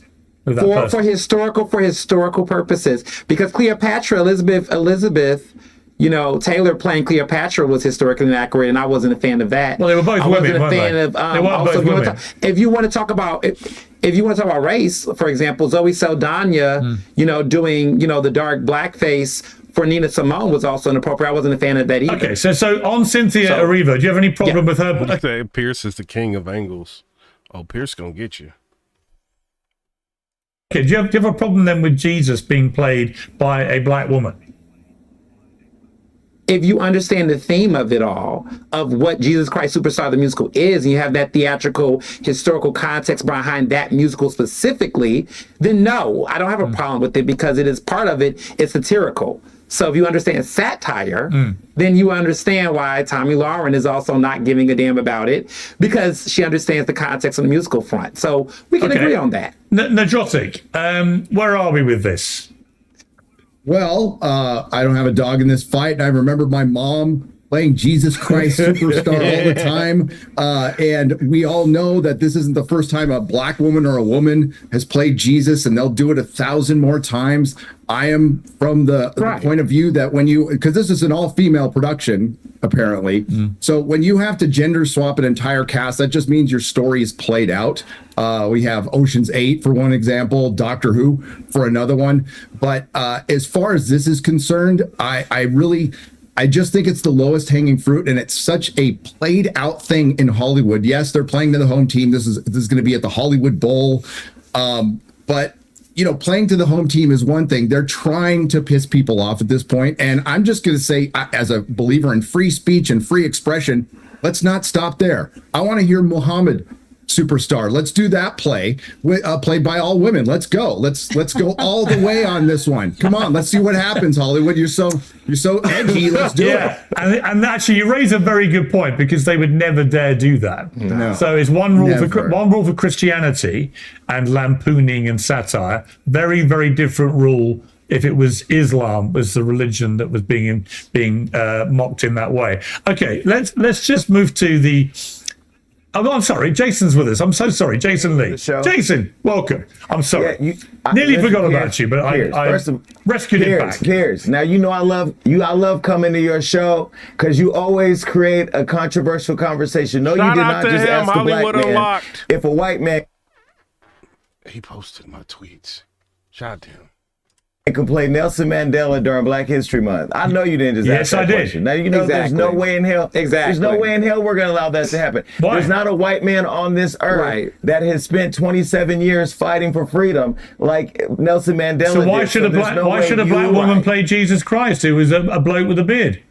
But well, first of all, you talking to two black people on your show right now. Some would argue in the Bible that Jesus was black, but I'm not going to pass to Tommy Loren, who had a lot to say at the top about the gays, because nobody wants to acknowledge history, and the fact is that it is what it is. Now, if you want to read the Bible, if any of you do it, it talks about Jesus having wool hair. I don't know white people with wool hair. I know black people with wool hair, but again, we don't want to describe Jesus as being black. Can we agree, Jason, that Jesus was male, a man? Listen, you can poll 20 people about who Jesus was, and you may get 20 different answers. Have you ever heard anyone say he's a woman? Have you ever heard anyone say he's a woman? Passion of the Christ. I didn't see a woman carrying the cross, but Mel Gibson got canceled right after that movie. So I don't know what is. I can say to me, Jesus is more of energy. Jesus is more of a spiritual being. Jesus can be black. Jesus could be a woman. Jesus could be whoever you want it to be. No, Jesus. But when it comes in our Jesus was a bloke. Go ahead. He was a man. Not a concept. Sorry, drilling. Was he a white man? Oh, it's not a concept. Right. I don't know why we're quibbling. Surely we can all agree he was a man, can't we? Listen, but it's not a biopic. It's a satire. It's not. I mean, I think you're taking it too seriously. It's kind of a biopic. He's not the most famous person in the history of the planet. You gotta lighten up, Piers. You gotta lighten up, Piers. The conversation they really want to have is that this is a DEI hire, that this is a DEI move, that this is because everything right now we're trying to get it all into the direction of DEI to fall into that national. I haven't mentioned DEI. No, that's what Hollywood's been doing. I haven't mentioned it. Actually, you're the ones obsessed with DEI, which I think has always been a ridiculous thing, because all it ever did was promote. Who came up with it? All it ever do was promote mediocrity over meritocracy. I just don't like it. I don't like anything that does that. It was never about inclusion. If anything, it was about excluding people. That was the whole point. If you were a white bloke, DEI wanted you excluded. We could debate DEI all day, but people who are fighting about DEI are still trying to find affordable eggs in our country. You know what I mean? Right now, we have a president who's passing plastic straws and not focusing on the needs of America, but that's a whole other show. Okay. I think Cynthia Erivo I think she's an amazing talent. I can't wait to see her play Jesus. Just remind me again, who's been president for 4 years when the price of eggs reached the price of eggs? I don't even eat eggs like that. I'm sorry, I haven't brought that up. Oh, well, you raised the price of eggs. Joe Biden is on vacation. Let's let Joe sleep. Okay, so it wasn't the guy who's actually been in charge for 4 years, so he'll just continue it. Look, let's turn to something less contentious. Ryan Reynolds and Blake Lively and Justin Baldoni. So why is this like such a big thing? There's Ryan Reynolds and Blake Lively. This is like everywhere. SNL had its star-studded 50th anniversary party. All of Hollywood's great and good were there. And there was this weird clip of Ryan Reynolds. Let's take a look. I have a question. Oh, hey, Ryan Reynolds. Hey, hey. Ryan Reynolds, how's it going? Great. Why? What have you heard?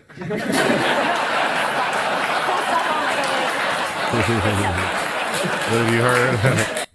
No, Tommy, I don't know about you. I felt very awkward watching that on a number of levels. I felt like Kevin Costner, who went viral because he just was staring at them both in total like amusement. Because they've tried to make out that this case against Justin Baldoni is about appalling sexual harassment. Why are they turning that into the subject of a little skit at SNL? Yeah, I think Ryan Reynolds and Blake Lively both are desperate to revamp their public image. And I think that they really overplayed their hand. I think that they're both bullies, and I think that they thought they were going to silence somebody by throwing around the old Me Too argument and delegitimizing people that have actually gone through traumatic experiences and assault and harassment. And I thought because they were Hollywood's golden couple and they were sitting in Super Bowl suites with Taylor Swift, that they could get away with it because they could just run the game. And it turns out Justin Baldoni wasn't going to play that game. He wasn't going to allow himself to be bullied into silence. And I think Blake Lively and Ryan Reynolds both have egg on their face now. They look ridiculous, and they're desperate. Hey, y'all, should I get that bag? Should we talk about the Ryan Reynolds and Blake Lively autumn updates? Should I get that money? For it to seem like they're this fun, lighthearted couple, but really, I think that their cultural relevance is going out pretty quickly here, kind of like the Democrat Party, and I think they're desperate at this point. I think it's awkward, and I think soon we won't have to deal with either one of them being all over everything all the time. Yeah, I mean, Jason, it is extraordinary. In the subscriber section, Professor of Logic said Bidenomics. Johnny Harris said, dude brought up DEI, then acted like he didn't want to talk about it. Shake my head. SQ said, are better than Reaganomics. King said, it's always something. Nothing can just be creative creations. Because the more they bang on, the worse the hole gets dug. Because it's just all cringe making. No one's really buying any of it. All the evidence that emerges, whether it's text messages, video footage, whatever, contradicts everything that they've been claiming. Shouldn't they just admit that this is going nowhere and get out of it? No, this is rich people problems. Listen, they look good together. They're still rich. They're still famous. They're in rooms that the lady that just spoke can never get in. And somehow she connected that to the Democratic Party because everything in the world that's going wrong is the Democrats' fault. That was just stupid. But listen, this is rich people problems. Blake is beautiful. Her husband is super successful. I'm proud to see that they don't care and can laugh at themselves and continue to be rich and famous and fabulous while we sit here and talk about the price of eggs and Democrats. Okay, Nadrolic. Oh, I think it's I don't think this story is going away anytime soon, considering the court cases in March of 2026 and TikTok, which I'm a famous TikToker, by the way, almost as much as I'm an Africa expert, is all over this. And that's why it's still a story. Again, I don't have a dog in this fight. I'm going to just break out my popcorn. I'll agree. It's rich people problems, but that's the currency they're trading on is not money. As you know, it's ego. Yeah. And this is going to really hurt Blake Lively's career. Ryan Reynolds, to what effect, I don't know. Justin Baldoni, we know with Amber Heard and Johnny Depp, I was Team Depp, it didn't help either of them at the end. Depp was exonerated, but nobody apologized to him like they should have. And at the end, everybody's going to be, they're going to have a lot less money. The lawyers are going to be richer. But as far as public perception is concerned, they're definitely on Baldoni's side. Yeah, I think that's right. And Ernest, I mean, the thing that I was struck by was just, it kind of confirms a lot of what people have suspected about Hollywood, is that they talk to each other in this completely fake, obsequious manner. And then on a dime, it all turns into visceral hatred and this desire to destroy each other in the way that we saw play out. You know what? Piers, Pierce, totally agree with what you just said. And this year, we honored Jonathan Majors at our award show, the Hollywood Unlocked Impact Awards, and everybody was mad that we were honoring Jonathan Majors.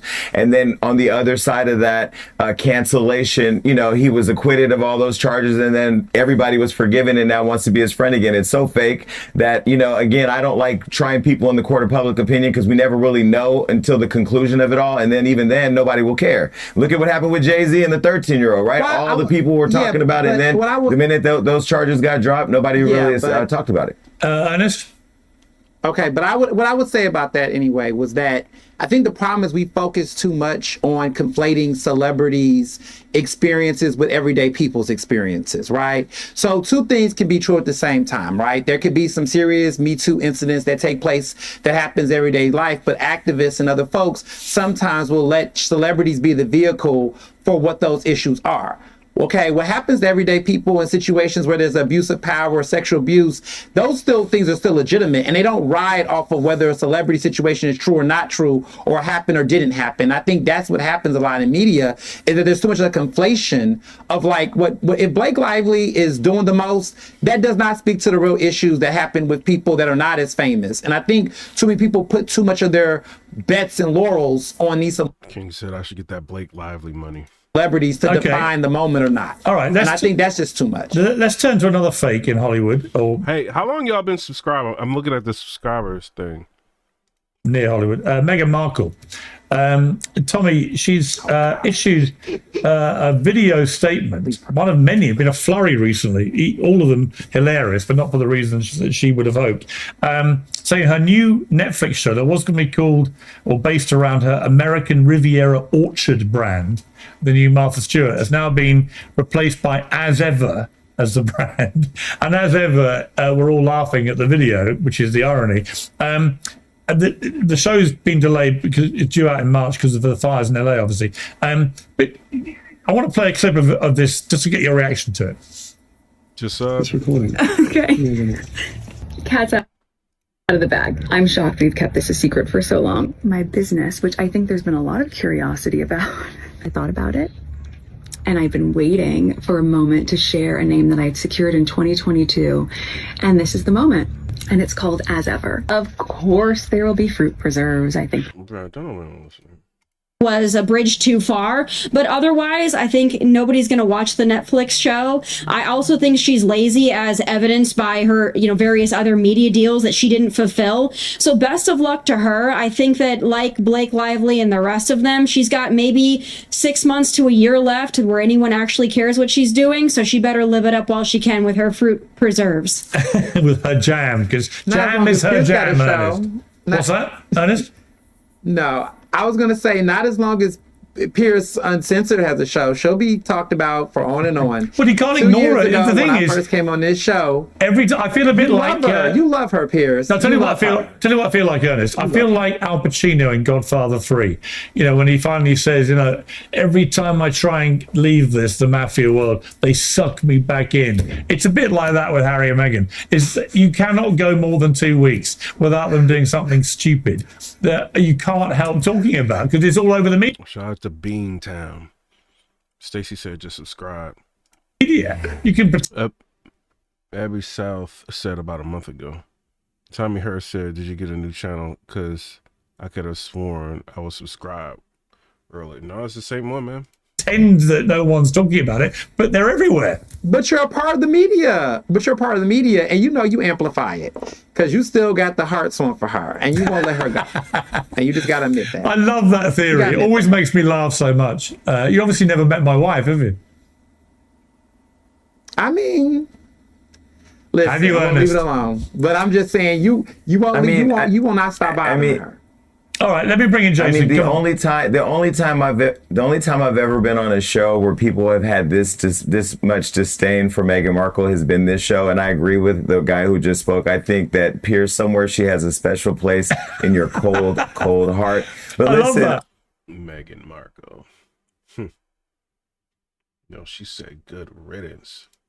MSNBC has cancelled Joy Reid's show, The Reid Out, as part of a major shake-up at the network, and I wonder why they would make that call. It's surprising when you look at her spot-on analysis of US politics. I mean, here she is calling Donald Trump's team a party of racists and Nazis. Where one side stands for freedom while the other meets the textbook definition of fascism, namely a far-right dictatorial regime like Hitler's Germany or Franco's Spain or Mussolini's Italy, but also white-ruled South Africa before Mandela and the black majority took control, or Vladimir Putin's Russia, Viktor Orban's Hungary, or Nicolas Maduro in Venezuela today, that suppresses the rights of women and minorities.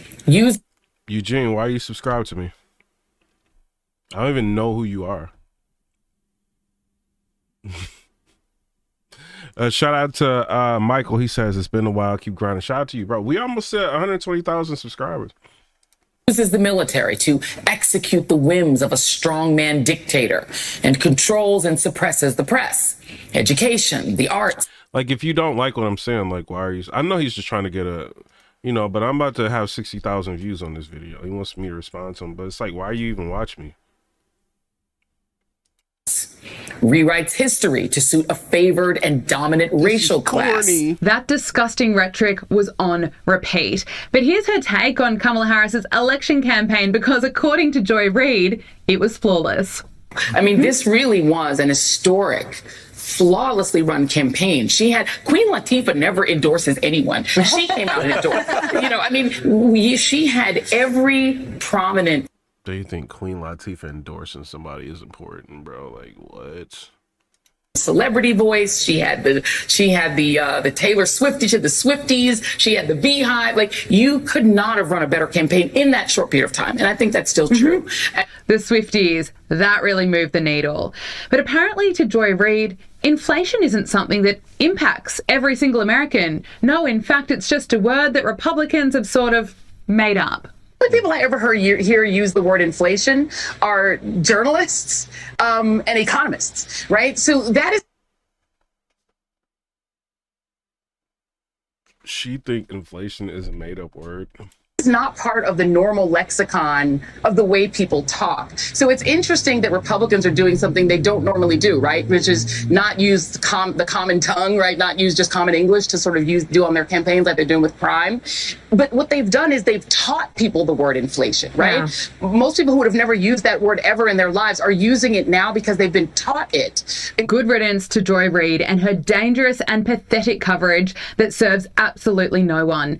As Marjorie Taylor Greene put it, it turns out that racism, lies, and Trump derangement syndrome is not going to cut through in 2025. But some in Hollywood are still desperate to keep the disgusting attacks up. GOP strategist Brent Buchanan joined Power Hour for his reaction to Tom Hanks' recent skit. Hollywood celebrities still don't seem to get the MAGA movement at all. Here is Tom Hanks appearing on SNL, acting to be a racist Trump supporter while wearing a MAGA hat and refusing to shake someone's hand. Just take a look. Now, speaking of church, can I say something? If more folks went to church, we wouldn't be in this mess we're in now. You know what? I agree with you, Doug. I'd like to shake your hand, sir. Here we go. No. Oh, no. It's just a handshake. Yeah, it's just a handshake. Yeah, all right. You're welcome at Black Jeopardy anytime. Terrible acting, a terrible joke. When is Hollywood, the actors in Hollywood, those on the left and the far left, going to come up with some new material? What I think is even more interesting than that is the fact that it's actually cool to be conservative now. I'm 40 years old, and when I got into I'm getting out of here, bro. This is like making me sick, man. Shout out to everybody who's been subscribing. We got like 100-some subscribers. Appreciate y'all. But I'm about to get up out of here. I'm probably going to end up doing like an entertainment blog or whatever, and then coming back and circling around and doing politics. We trying to get to, 120,000 subscribers. We're almost there. And then I'm going to start like doing a whole bunch of uploads. But shout out to everybody. I'm out, y'all. Peace. Don't listen to Joy Reid. I'm joking with y'all. Y'all listen to what y'all want, but I'm out.